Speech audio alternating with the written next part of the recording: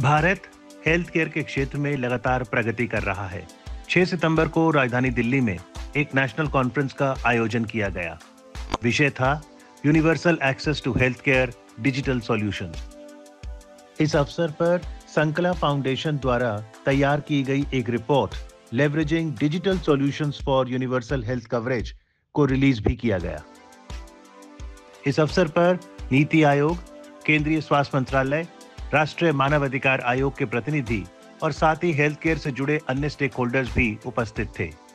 केंद्रीय स्वास्थ्य एवं परिवार कल्याण मंत्रालय के सचिव अपूर्व चंद्रा ने बताया कि हेल्थ फॉर ऑल सपना पूरा करने के लिए डिजिटल टेक्नोलॉजी हमारी कैसे मदद कर सकती है। There are several aspects to digital health. I mean, while these are the higher levels that when we talk of COVID, and I will come to what we propose to do now in this further. But then just maintaining records at the hospital level, at the PSC level, linking those records at the state level, linking those records at the country level, that itself by itself is a challenge when we talk of our population of 140 crore, 2.7 crore children being born every year, 3 crore mothers every year. So these are the kind of statistics, and maintaining those records so that there is a continuum of care, so that there is a continuum of healthcare, that itself is a very big challenge, and that cannot be achieved without digital systems. Technology एक force multiplier है और digital health solutions universal health coverage में प्रमुख भूमिका निभाएंगे। Doctor VK Paul, सदस्य नीति आयोग, ने इस बात पर बल दिया कि प्राइमरी हेल्थ केयर में भी टेक्नोलॉजी बहुत सहायक सिद्ध हो सकती है। जो रेवोल्यूशन हुई है डिजिटल हेल्थ में और जो होने जा रही है, उसको सबको हमने अपने प्राइमरी हेल्थ केयर में भी समावेश उसका करना है और बहुत ज़रूरी है।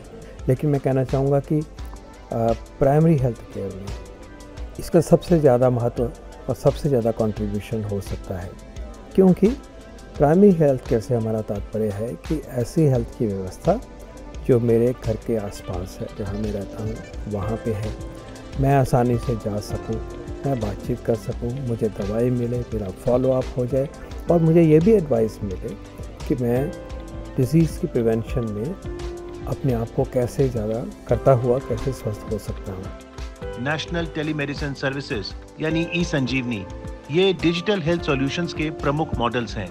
श्री मधुकर कुमार भगत, संयुक्त सचिव ई हेल्थ, केंद्रीय स्वास्थ्य मंत्रालय, ने बताया कैसे ई संजीवनी प्रोजेक्ट पृथ्वी की सेहत के लिए भी बहुत लाभकारी है। वर्ल्ड हेल्थ ऑर्गेनाइजेशन ने भारत की ई संजीवनी पहल की बड़ी प्रशंसा की, सराहना की और बताया कि देखिए इस ई संजीवनी के माध्यम से हम किस प्रकार से लोगों को जो कि गांव में हैं, जो कि अलग अलग जगहों पर हैं, उन्हें बड़े बड़े शहरों की तरफ नहीं आना पड़ता है और उसके कारण उन्हें कितनी दूरी बचती है जाने से। और उन्होंने इसे global intervention for against the fight against climate global warming के लिए उन्होंने एक बड़ा महत्वपूर्ण कदम बताया। Artificial intelligence future health care में क्या भूमिका निभा सकती है, इस पर भी चर्चा हुई। एक डॉक्टर के असिस्टेंट के रूप में एआई के टूल्स बन गए हैं जो कि गाइड करते हैं डॉक्टर को नोट्स लिखने के लिए, ट्रीटमेंट करने के लिए, पेशेंट से फैसला करने के लिए पेशेंट की प्रॉब्लम का। तो I think it is going to be revolutionary. Watch AI, watch ML, watch robotics, watch quantum, and India has to master. It is India's destiny to be the leader in digital health.